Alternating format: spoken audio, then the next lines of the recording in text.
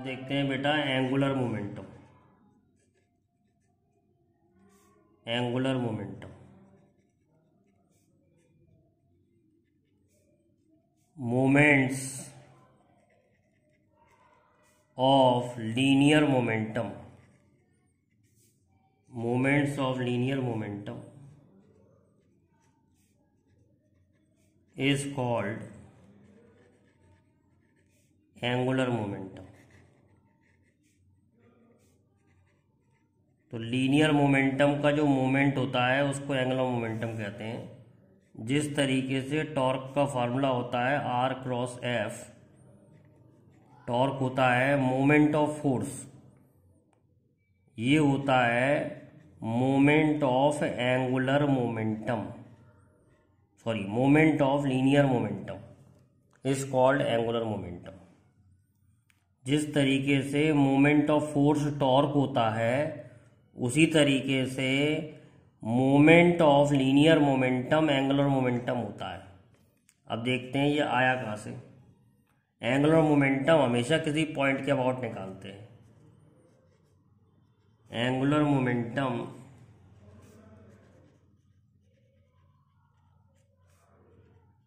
is found about any point या about some point, किसी point के अबाउट एंगुलर मोमेंटम निकालते हैं। जैसे ये बॉडी जा रही है, इसका मोमेंटम इधर है, एक बॉडी इधर जा रही है तो इसका मोमेंटम इधर है, इधर वेलोसिटी है। मान लो ये पॉइंट हो गया, इसके अबाउट एंगुलर मोमेंटम निकालना है। तो ये जो पॉइंट हो गया, ये जो डिस्टेंस हो गया यहाँ से लेके यहाँ तक, ये आर हो गया और ये हो गया आर वेक्टर। आर वेक्टर तो हमें निकालना है मोमेंट ऑफ लीनियर मोमेंटम। तो ये एंगल जो हो गया ये हो गया थीटा। अब जो दूरी जो है वो हमें परपेंडिकुलर लेनी होती है। तो ओ पॉइंट की पी मोमेंटम से परपेंडिकुलर दूरी कितनी है, एक्स। तो एंगुलर मोमेंटम हो जाएगा, एंगुलर मोमेंटम हो जाएगा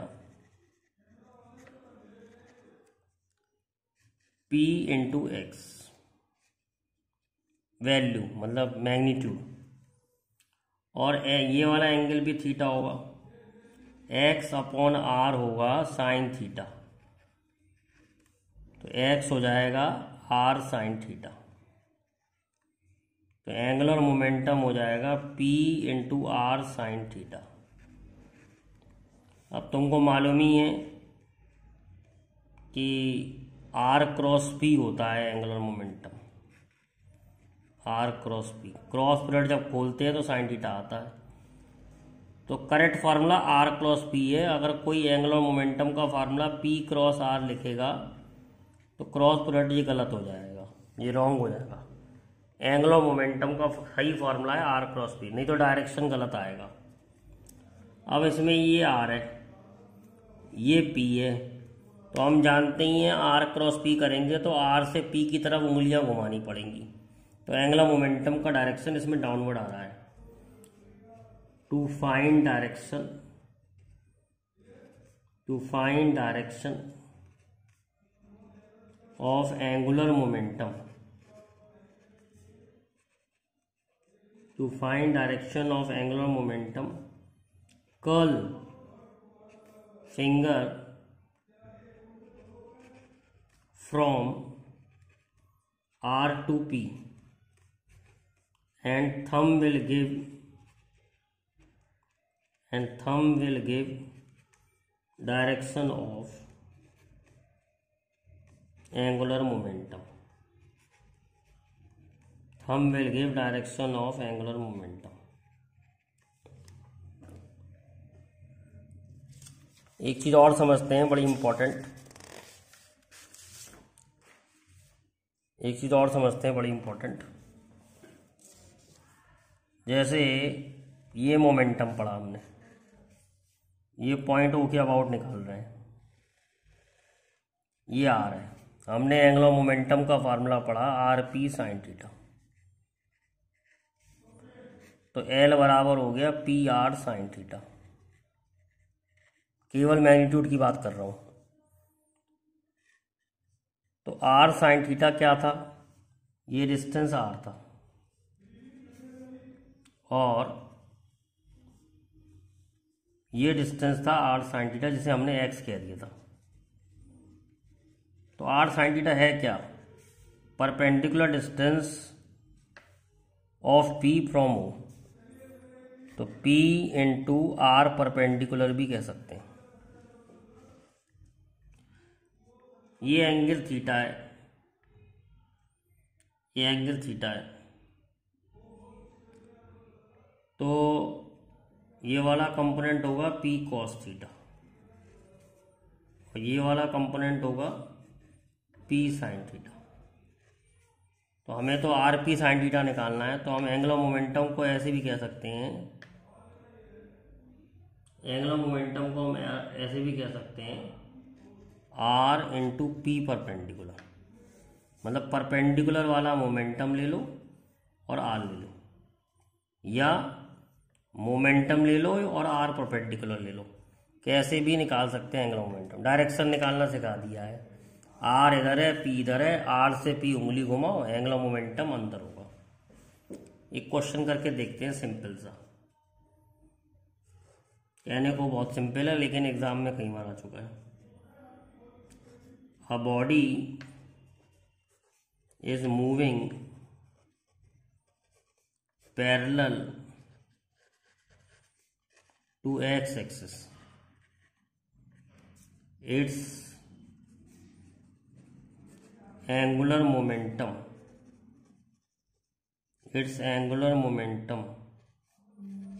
about origin is constant or variable। ये सवाल है। तो एक बॉडी चली जा रही है एम वी, और ये एंगुलर मोमेंटम निकालना है ओ से, ओ के अबाउट। तो मान लो पहले बॉडी यहाँ है, तो एंगुलर मोमेंटम होता है मोमेंटम इंटू आर परपेंडिकुलर।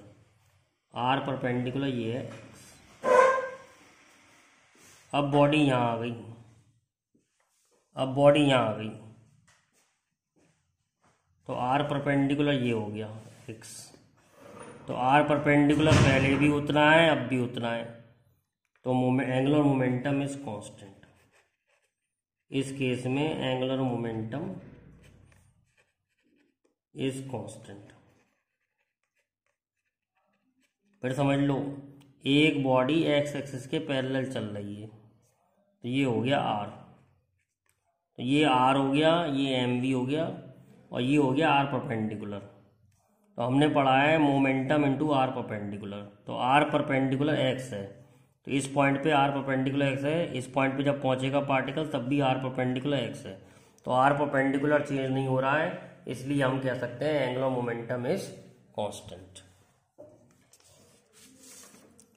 एक और क्वेश्चन देखते हैं। अ body is moving along the line shown, what can you say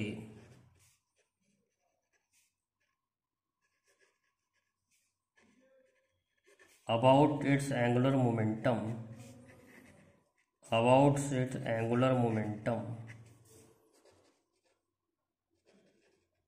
about origin।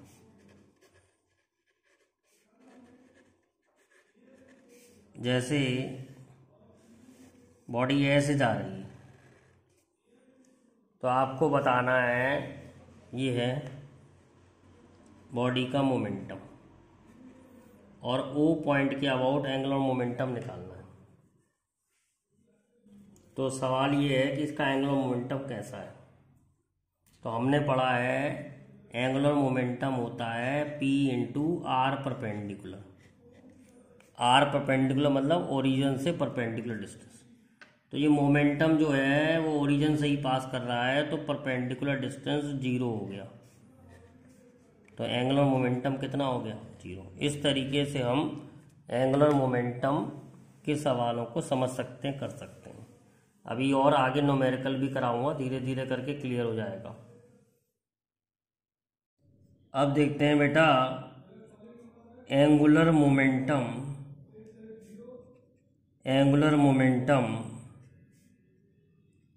Of rigid body.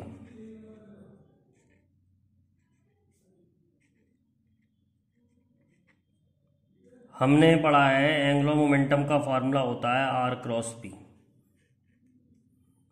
फिर हम इसे ऐसे भी लिख सकते हैं आर पी साइन थीटा, और पी होता है एम बी, तो ये फॉर्मूला बन गया M V into R sine theta. Theta is angle between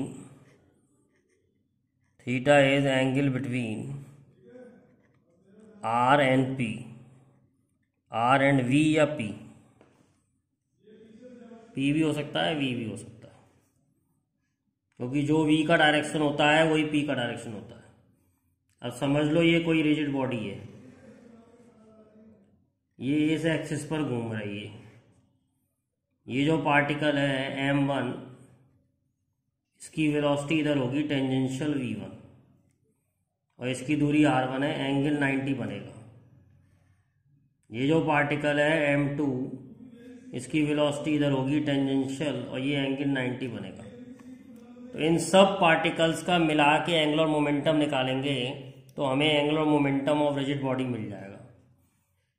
तो सबका एंगुलर मोमेंटम निकालते हैं, m1 v1 r1, ये वाला फॉर्मूला लगा दिया, sine 90 plus m2 v2 r2 sine 90 dot dot dot mn vn rn sine 90।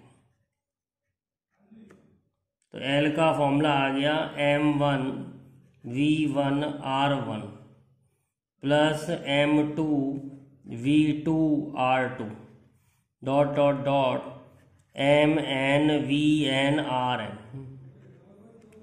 अब हमने ये पहले ही बता चुके हैं कि ये सब पार्टिकल्स का टाइम पीरियड घूमने का सेम है, टाइम पीरियड सेम है।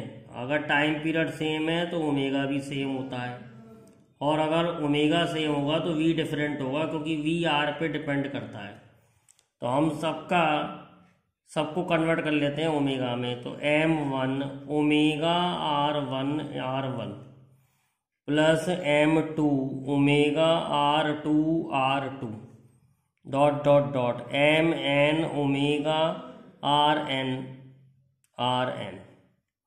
तो L आ जाएगा, ओमेगा बाहर आ जाएगा, m1 r1 square plus m2 r2 square plus mn rn square. तो एंगुलर मोमेंटम आ गया L is equal to I omega. तो जो डायरेक्शन ओमेगा का होगा वही डायरेक्शन एंगुलर मोमेंटम का होगा। तो बहुत सिंपल है डायरेक्शन निकालना। सपोज ये एंटी क्लॉकवाइज घूम रहा है, तो एंगुलर मोमेंटम और एंगुलर वेलोसिटी दोनों ऊपर होगी, और अगर सपोज ये क्लॉकवाइज घूम रहा है तो एंगुलर मोमेंटम और एंगुलर वेलोसिटी दोनों ही नीचे होंगे। तो इस तरीके से हम angular momentum of rigid body निकाल सकते हैं। अब देखते हैं relation between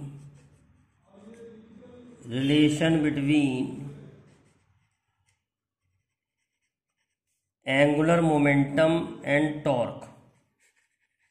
relation between angular momentum and torque. Torque और एंगुलर मोमेंटम में क्या रिलेशन होता है? अब टॉर्क का हम पहले ही फॉर्मूला पढ़ चुके हैं। टॉर्क होता है आई एल्फा, और एल्फा होता है angular acceleration D omega by D T. Angular acceleration क्या होता है? D omega by D T, ये पहले पढ़ चुके हैं। अब मैं टॉर्क को आई को अंदर ले जा रहा हूँ, डी और आई तो कांस्टेंट है, अंदर ले जाओ बाहर ले जाओ कोई फर्क नहीं पड़ता, D I omega by D T. और अभी थोड़ी देर पहले निकाला है आई ओमेगा एंगुलर मोमेंटम होता है। तो ये फार्मूला बन गया relation between torque and angular momentum. तो टॉर्क क्या हो गया यहाँ से, torque is rate of change of angular momentum, rate of change of angular momentum, rate of change of angular momentum torque है। एक्चुअली में ये न्यूटन का सेकंड लॉ है, Newton second law in case of rotation, in case of rotation. जैसे हमने Newton के second law में पढ़ा था, rate of change of linear momentum is force, rate of change of linear momentum force होता है। इसी प्रकार से फोर्स की जगह टॉर्क आ जाता है, टॉर्क होता है rate of change of angular momentum, और चेंज उसी डायरेक्शन में होगा जिस डायरेक्शन में टॉर्क लगेगा। जिस तरीके से चेंज इन मोमेंटम उसी डायरेक्शन में होता है जिस डायरेक्शन में फोर्स होता है, इसी तरह से चेंज इन एंगुलर मोमेंटम भी उसी डायरेक्शन में होता है जिस डायरेक्शन में टॉर्क होता है। तो हमने एक नया फार्मूला सीखा Newton second law of case of rotation कि rate of change of angular momentum is equal to torque. Compare करके भी याद कर सकते हैं, जिस तरीके से न्यूटन के सेकंड लॉ में बताया गया था कि rate of change of linear momentum is equal to force, इसी तरह से rate of change of angular momentum is equal to torque. तो फोर्स की जगह बन जाता है टॉर्क और मोमेंटम की जगह बन जाता है एंगुलर मोमेंटम। अब देखते हैं conservation of angular momentum, conservation of angular momentum.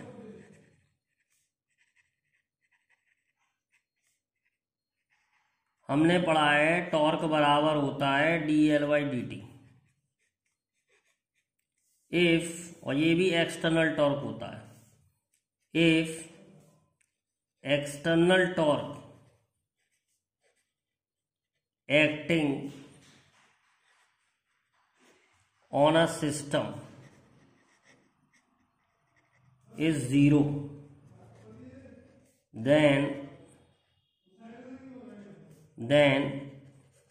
angular momentum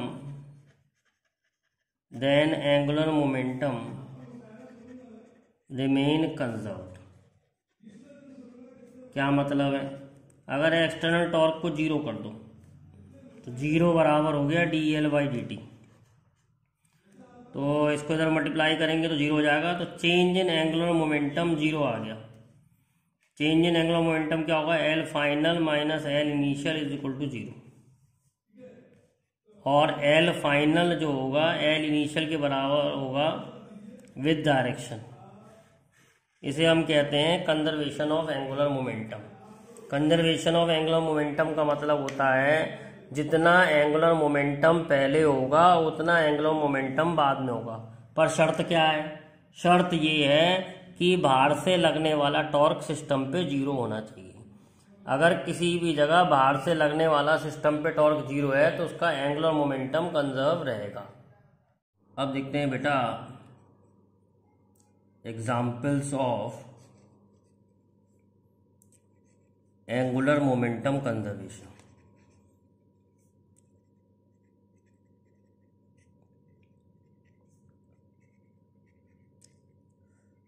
angular momentum conservation कब लगा सकते हैं,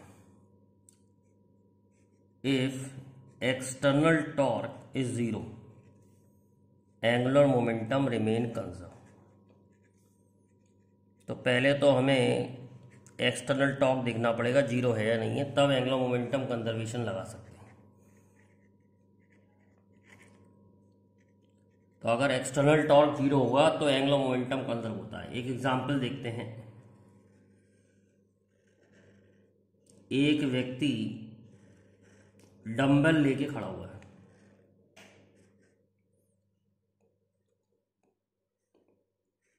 एक व्यक्ति डंबल लेके खड़ा हुआ है रोटेटिंग टेबल पे। A man is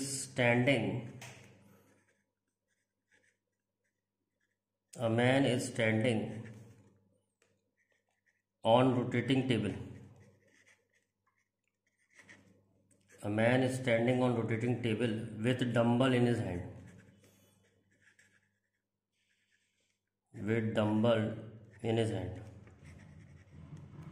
How will angular velocity change?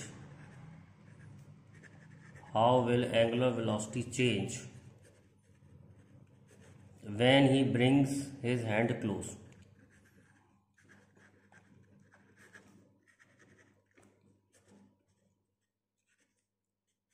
तो सबसे पहले तो हम देखेंगे कि कौन कौन सी फोर्स यहाँ काम कर रही है। तो एक तो फोर्स जो काम कर रही है वो तो वेट है, और दूसरी फोर्स जो काम कर रही है वो नॉर्मल रिएक्शन है। Both forces are passing from centre. Both force are passing from centre of mass. Centre of mass से ही दोनों फोर्स पास कर रही हैं, इसलिए टॉर्क जीरो है अबाउट सेंटर ऑफ मास।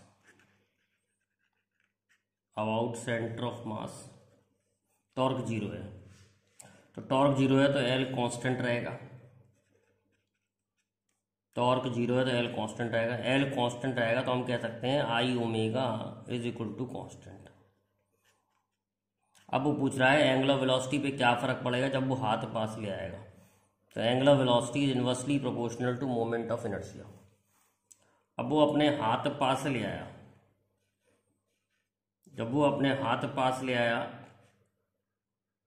तो डिस्टेंस कम हो गया, और डिस्टेंस कम होते ही मोमेंट ऑफ इनर्शिया डिक्रीज हो जाएगा, तो आई डिक्रीज हो जाएगा। आई डिक्रीज होगा तो कांस्टेंट की वजह से ओमेगा को बढ़ना पड़ेगा, ओमेगा इंक्रीज हो जाएगा। तो बहुत सबसे इम्पॉर्टेंट, सबसे सिंपल एग्जाम्पल यही है। ऐसा डांसर लोग भी करते हैं, जब उन्हें बॉडी को घुमाना होता है तो वो अपने बॉडी पार्ट्स को बहुत क्लोज ले आते हैं, और बॉडी पार्ट्स बहुत क्लोज लाने से एंगुलर मोमेंटम कांस्टेंट रहता है, तो एंगुलर वेलोसिटी बढ़ जाती है, मोमेंट ऑफ इनर्शिया कम हो जाता है, एंगुलर वेलोसिटी कम हो जाती है। आपने डांस देखा होगा, आइस पे डांस होता है, उस पे आइस पे डांस होता है, तो जब उन्हें घूमना होता है, गोल गोल रोटेट करना होता है, तो वो अपने बॉडी पार्ट्स को बहुत पास ले आते हैं। अपने बॉडी पार्ट्स को पास लाने से क्या होता है कि मोमेंट ऑफ इनर्शिया कम हो जाता है, एंगुलर वेलोसिटी बढ़ जाती है। ऐसा ही डाइवर करता है। देखिए डाइवर का एग्जांपल देखिए, डाइवर क्या करता है, कूदने से पहले अपनी बॉडी को स्ट्रेच करता है। बिफोर जंपिंग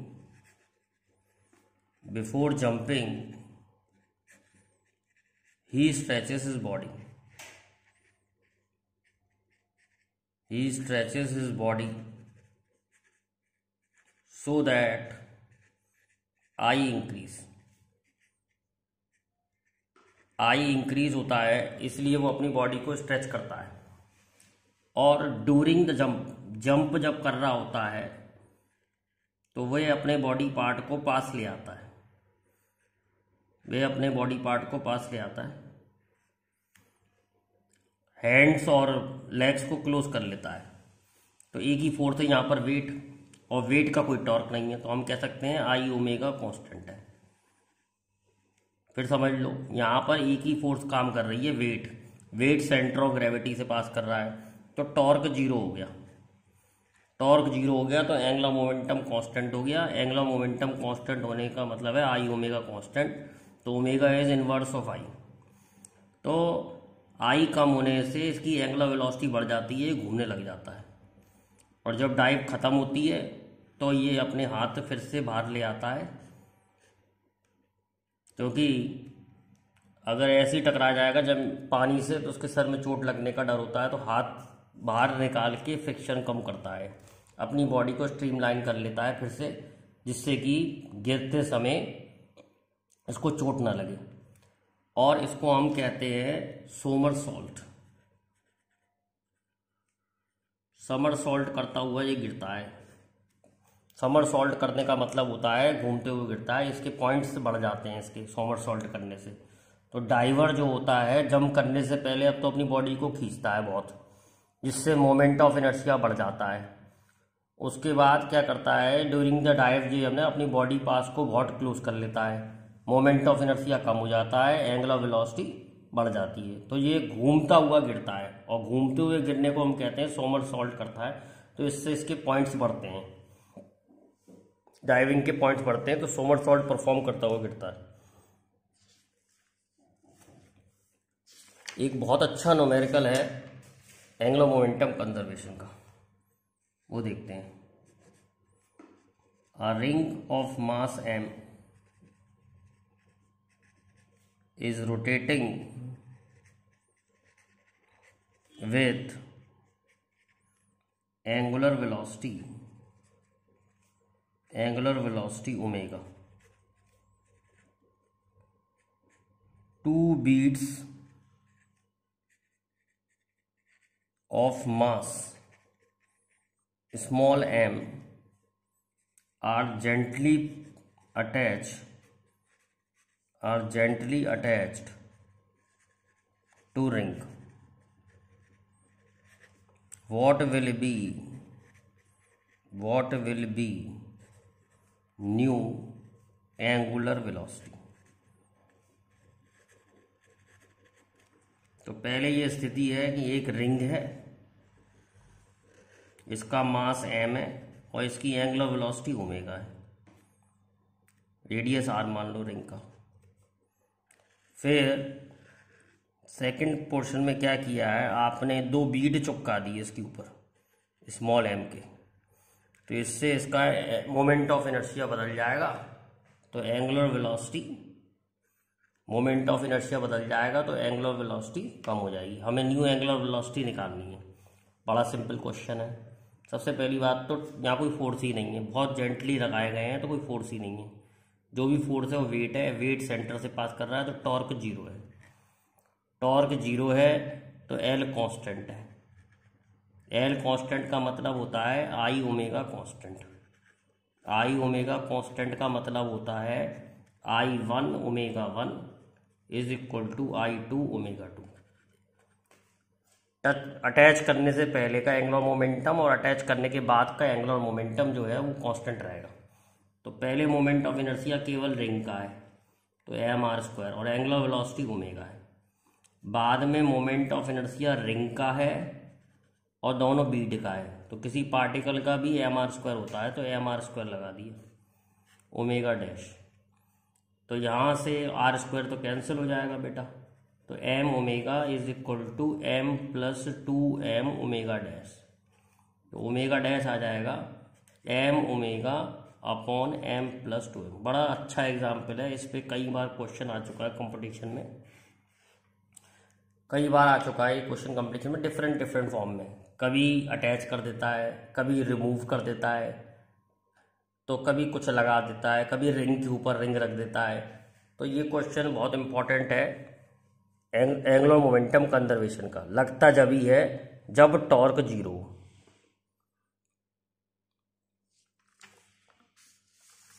एक और कर लेते हैं ऐसी question. A ring of mass m and radius r is rotating with angular velocity omega. A disk of mass m and radius r, disk of mass m and radius r is kept on ring gently find new angular velocity.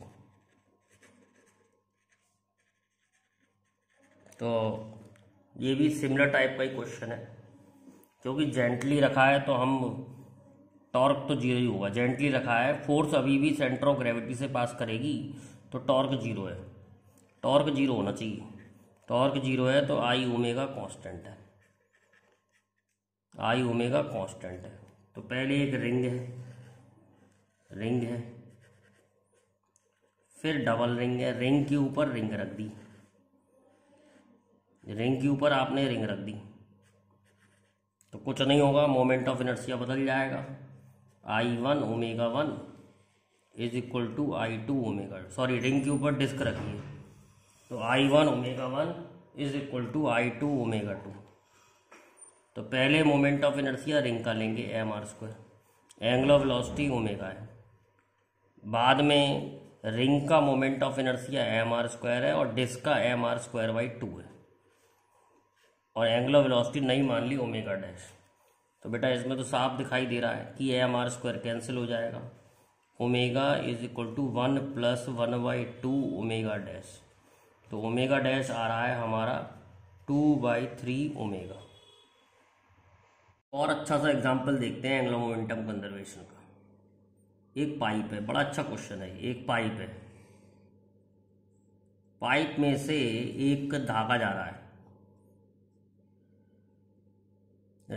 धागा जा रहा है pipe में से, और इस ball जो है घूम रही है, बॉल जो है घूम रही है। तो जब हम धागे को खींचेंगे तो इसका रेडियस कम हो जाएगा। तो रेडियस कम हो जाएगा तो मोमेंट ऑफ इनर्शिया कम हो जाएगा, तो एंगुलर वेलोसिटी बढ़ जाएगी। उनमें आपस में क्या रिलेशन है निकाल लेंगे, वो बता रहे हैं। एंगुलर वेलोसिटी और लीनियर वेलोसिटी में आपस में क्या रिलेशन रहेगी पहले और बाद में। अब देखिए इसमें फोर्स तो लगा रहे हैं, पर ध्यान से देखिए फोर्स का जो डायरेक्शन है वो ये है, और इधर फोर्स का डायरेक्शन इधर होगा, और हमें मालूम है रेडियस वेक्टर बाहर की तरफ होता है। तो एफ और आर के बीच का एंगल 180 है। तो टॉर्क का फॉर्मूला हमने पढ़ा ही है, RF sin थीटा। तो टॉर्क जीरो है इस केस में भी, फोर्स लग रही है लेकिन टॉर्क नहीं है। तो टॉर्क नहीं है तो आई ओमेगा कांस्टेंट है। आई ओमेगा कांस्टेंट है तो हम कह सकते हैं I1 omega 1 is equal to I2 omega 2।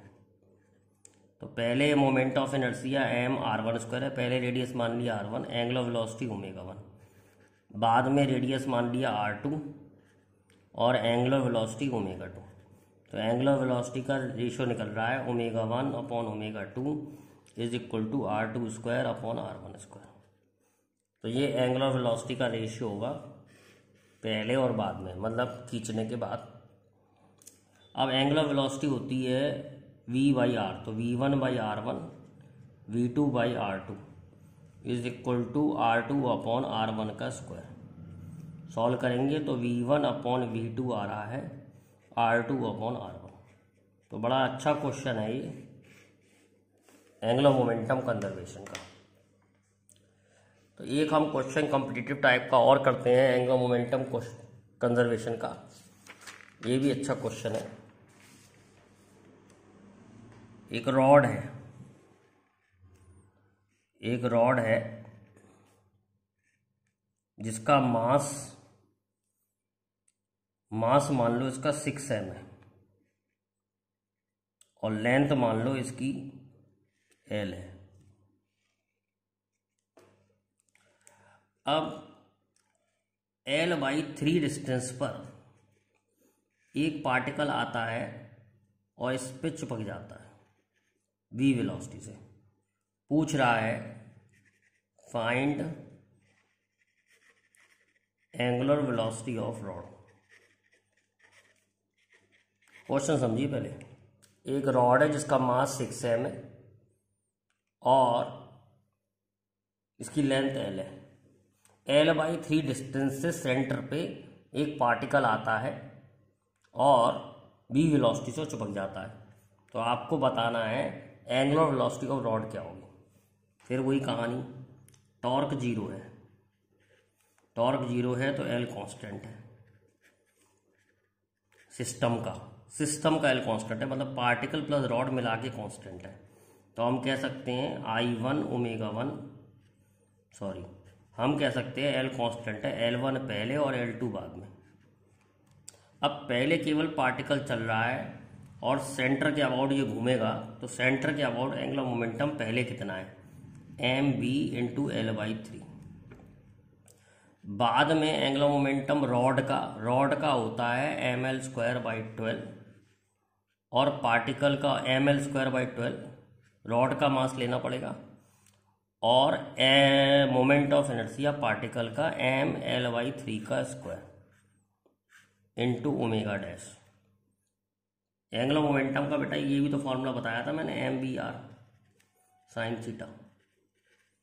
तो ये भी होता है एंगुलर मोमेंटम का, पार्टिकल का एंगुलर मोमेंटम का फॉर्मूला mvr होता है अगर वो लीनियर मोशन कर रहा होता है तो पहले तो पार्टिकल लीनियर मोशन कर रहा है, तो सेंटर के अबाउट एंगुलर मोमेंटम निकाला है mv/3।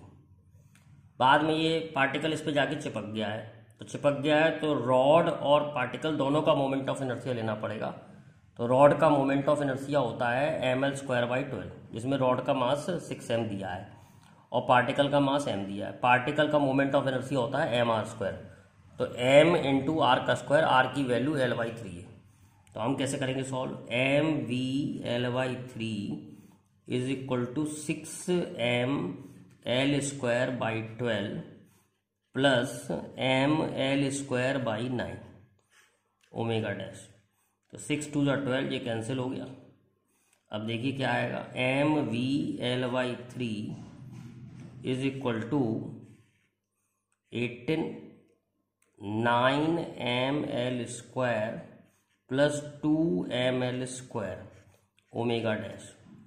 तो बेटा ओमेगा डैश की वैल्यू आ रही है mv/3 upon 11 ml² into 18, 3 6 18, solve करके आ रहा है ओमेगा 6v/L/11। तो ये आंसर हो गया। तो इस तरीके से एंगुलर मोमेंटम के सवाल करने होते हैं। सबसे पहला स्टेप ये चेक करना होता है कि टॉर्क जीरो है या नहीं। टॉर्क जीरो या तो फोर्स ही ना हो तो टॉर्क जीरो जाएगा, फोर्स हो लेकिन एंगल ऐसा बन रहा है कि थीटा जीरो हो रहा है या 180 हो रहा है, तब टॉर्क जीरो जाएगा। तो एंगुलर मोमेंटम कंजर्व रहेगा, एंगुलर मोमेंटम कांस्टेंट रहेगा। तो हम लगा सकते हैं L1 = L2, मतलब टकराने से पहले एंगुलर मोमेंटम और टकराने के बाद एंगुलर मोमेंटम। तो टकराने से पहले पार्टिकल का एंगुलर मोमेंटम लिया है, टकराने के बाद रॉड प्लस पार्टिकल का मिला के एंगुलर मोमेंटम लिया है, और इसके थ्रू हमने एंगुलर वेलोसिटी निकाल ली।